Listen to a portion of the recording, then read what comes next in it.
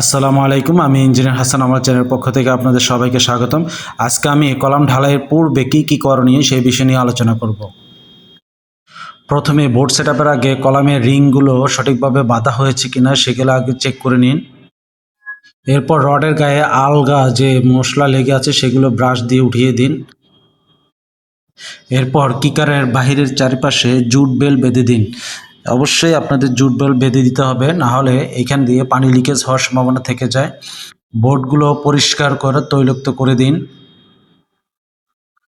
বোর্ডের মুখগুলো jute bell বেঁধে দিন। একটি বোর্ডের সাথে আরেকটি বোর্ডের যখন জয়েন্ট হয় সেখানে অবশ্যই জুট বেল বেঁধে দিতে হবে, না হলে পানি বের হয়ে যায়।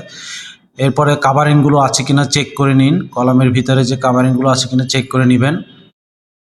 কলামকে সেন্টার পজিশনে রাখার জন্য দুই পাশে সাপোর্ট থাকে, অর্থাৎ এক পাশে টানা আর একটা সাপোর্ট এইভাবে থাকবে।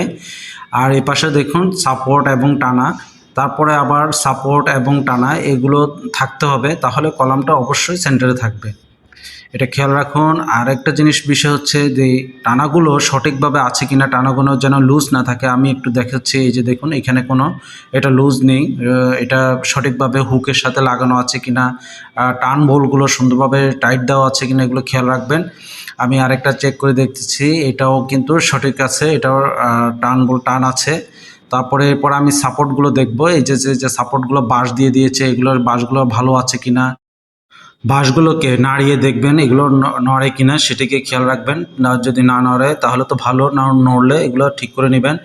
এই যে এখানে দেখুন ফ্লোরের সাথে যে জ্যাম দেওয়া আছে এগুলো সঠিকভাবে আছে কিনা, ভালোভাবে জ্যাম দেওয়া হয়েছে কিনা। অনেক সময় ঢালাই করতে গেলে এগুলোতে ঢালাইয়ের লোকেরা হাত দিয়ে এগুলোকে নাড়িয়ে দেয়, যাতে না নড়ে সেদিকে খেয়াল রাখবেন। এই যে সাপোর্টগুলো সঠিকভাবে আছে কিনা, বাঁশের কোয়ালিটি ভালো কিনা খেয়াল করবেন, এবং ফ্লোরের সাথে জ্যাম দেওয়া হয়েছে কিনা এটা খেয়াল রাখতে হবে। তারপরে এখানে আমি আরেকটা দেখাচ্ছি, দেখুন এখানে এই যে টার্ন বোল্টটা, এটা টার্ন বোল্ট দিয়েছে ওরা শল বা সেন্টার করার সময়, এটা এগুলো করতে হয়। এখানে দেখুন এটা করা যাবে না, এই যে দেখুন এটা অত্যন্ত অধিক লুজ, এটা করা যাবে না, কারণ ঢালাই দিলে তখন বোর্ড আর সেন্টারে থাকবে না।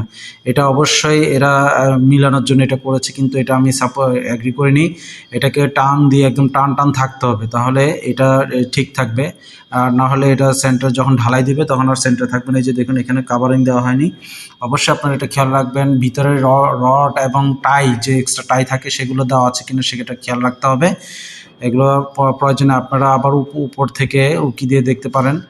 না হলে বোর্ড খুলে এগুলো ঠিক করে নেবেন। এই যে এটা ঠিক করে দিচ্ছি, নিয়ে এটাকে আবার নতুন করে সল করতে হয়েছে। এরপর ঢালাইয়ের আগে আপনাকে অবশ্যই ঘোলা বা সিমেন্টের পানি এটা দিয়ে নিতে হবে, অথবা পরিষ্কার পানি দিলেও চলবে। বর্তমানে পরিষ্কার পানি দেয়। আর ঢালাইয়ের সময় অবশ্যই ভাইব্রেটর করতে হবে। ভাইব্রেটরে করার নিয়ম হচ্ছে ভাইব্রেটর 4 দিক থেকে করতে হবে, অর্থাৎ একদিকে করলে হবে না, একবার এক পাশে আরেকবার আরেক পাশে এভাবে করে ভাইব্রেটর করতে হবে। এই যে দেখুন এখানে আমি কতক্ষণ এই পাশে দিয়েছি, আবার কিছুক্ষণ এই পাশে দিয়েছি, তাহলে ভাইব্রেটরগুলো সঠিকভাবে ভাইব্রেটর হয়। আবার বেশি ভাইব্রেটর করা যাবে না, বেশি ভাইব্রেটর করলে ক্ষতি হবে, তলানিতে বালু জমে যাবে, উপরের দিকে পাথরগুলো উপরের দিকে উঠে যাবে, এটা খেয়াল রাখবেন। আর কোনো রকম যেন পানি বের না হয় সেদিকে খেয়াল রাখবেন, না হলে হানিকম আসবে, এদিকে খেয়াল রাখবেন। তো প্রিয় ভিউয়ার্স, ধন্যবাদ আমার এই ভিডিওটি দেখার জন্য, অনেক অনেক ধন্যবাদ।